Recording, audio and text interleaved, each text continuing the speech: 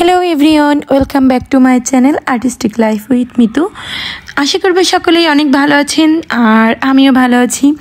তো আজকে দুপুরের মেনুতে আমি আমার 2.5 বছরের বেবির জন্য যেভাবে খাবার রেখেছিলাম, ওকে আমি যেভাবে খাবারটা সার্ভ করেছিলাম, এই যে এখানে আমি ওকে ভাতটা কিন্তু একটা বকের শেপ দিয়ে দিয়েছিলাম আর মাছটা বকের মুখে দিয়ে দিয়েছিলাম। আর আলু দিয়ে এই যে এখানে ঠোঁটটা বানিয়ে নিয়েছি আর পা তৈরি করেছি।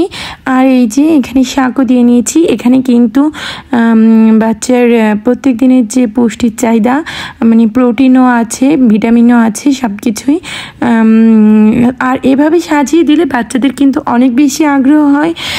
যেহেতু ছোট বাচ্চারা পুরোপুরি সব খাবার খায় না, ওরা ফেলে ঝেলে নষ্ট করেই খায়, বাট তারপরেও এরকম সুন্দর সুন্দর শেপ করে দিলে ওদের আগ্রহটা অনেক বেশি তৈরি হয়, অনেক মজা পায়।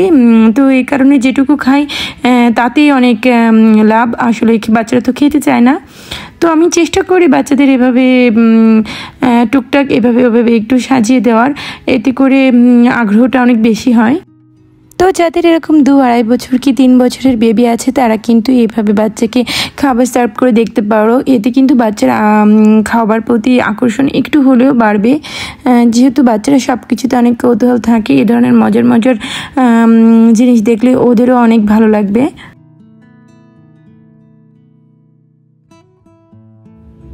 তো সকলে ভিডিওটা দেখতে থাকো, আর যদি ভিডিও ভালো লাগে তো অবশ্যই একটা লাইক দিয়ে দিও আর আমার চ্যানেলটিকে সাবস্ক্রাইব করে পাশে থেকো।